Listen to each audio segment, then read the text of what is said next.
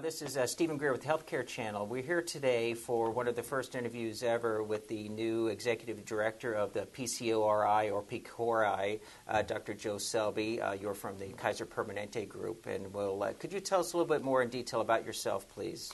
Yes, Stephen. And when did you come on the job? Really recently, right? I came to work a week ago Monday, July 11th. I'm a family physician. I've been an outcomes and quality improvement researcher for the last 25 years with Kaiser Permanente in Northern California. Mm-hmm.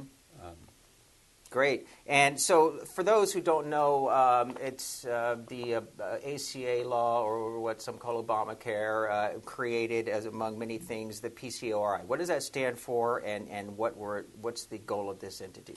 PCORI, or PCORI, stands for the Patient-Centered Outcomes Research Institute. And you're right, it is a non-governmental, not-for-profit entity created in the legislation that's called the Affordable Care Act. Well, that's an interesting detail. I actually forgot that. So this won't be an official FDA-type cabinet. This is non-governmental. This is completely independent, non-governmental. And the goal is comparative effectiveness, right? Can you explain that?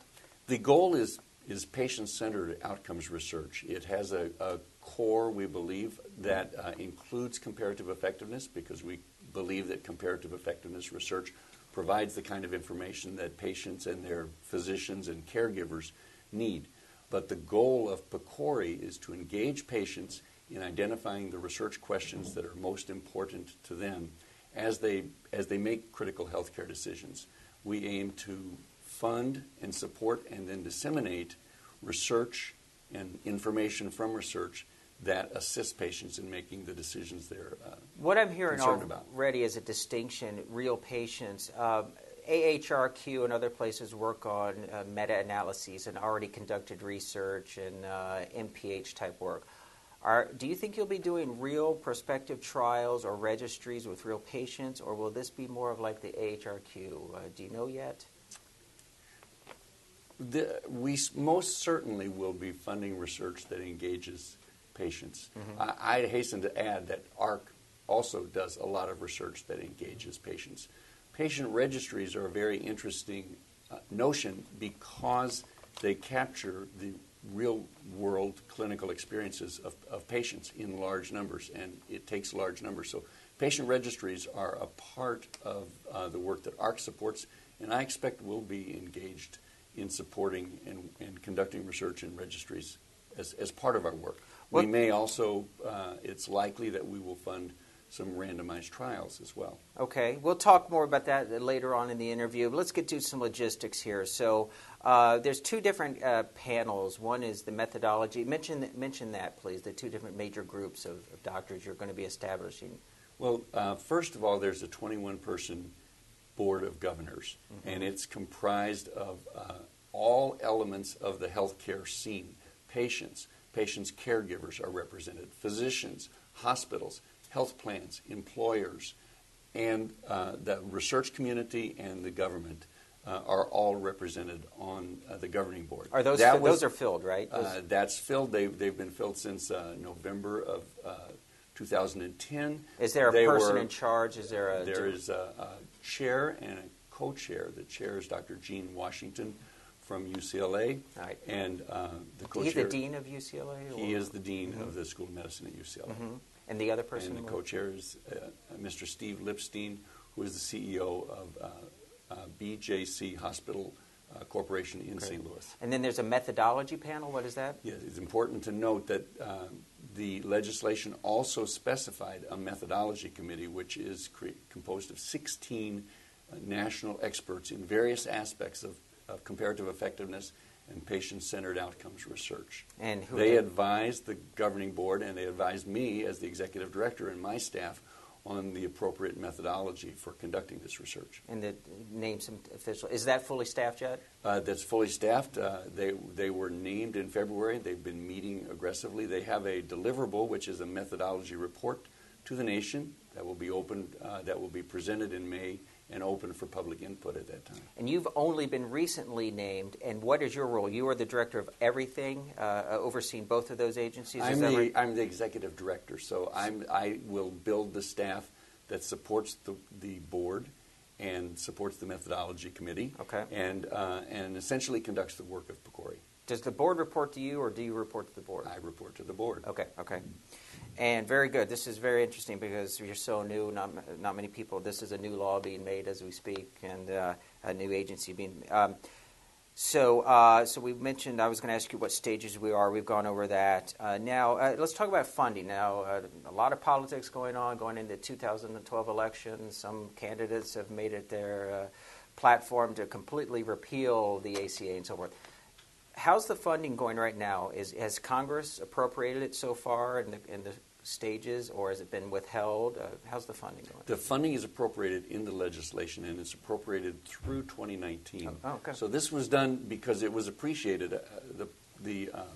Those who drafted the ACA appreciated that, just as you said, an agency that is just getting off the ground. From here, we sit in one of our two offices, two office spaces. Mm-hmm. It will take a while to get off the ground, to create a foundation, to engage patients, and to get the research underway. So this funding is appropriated with not a need for additional appropriations through 2019. That's interesting. I did not appreciate that. That's okay. So now let's talk about what are your top priorities. Maybe talk about in terms of the deliverables. What are you going to be doing in the next 12 months? Well, you're right that one of our top priorities is to support the board and the methodology committee in getting these deliverables completed on time. These deliverables are mandated in the legislation, and they include the report I mentioned from the methodology committee. They include a list of the national research priorities that we'll be addressing, and flowing from the national priorities, the research agenda of PCORI. All of those will be delivered in 2012. So the disease topics or the areas of therapies, that will be determined soon and be one of the first deliverables? That's right. The national priorities, what areas, what Can you talk about any of those yet? I can't tell you what they're going to be. I could give you an example. Mm-hmm. That an example might be how might we address the comparative effectiveness of clinical efforts to help patients prevent the development of diabetes and cardiovascular diseases. So this will be helpful. Let's say going forward a few years, you actually do your first study, and the results of this study are coming out. How would you imagine what other agencies would use that to make what type of decision?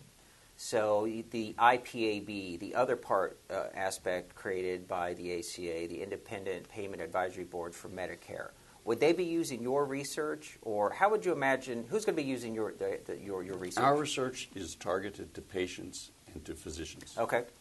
So that's who we aim to generate research for. That's where the research questions come from.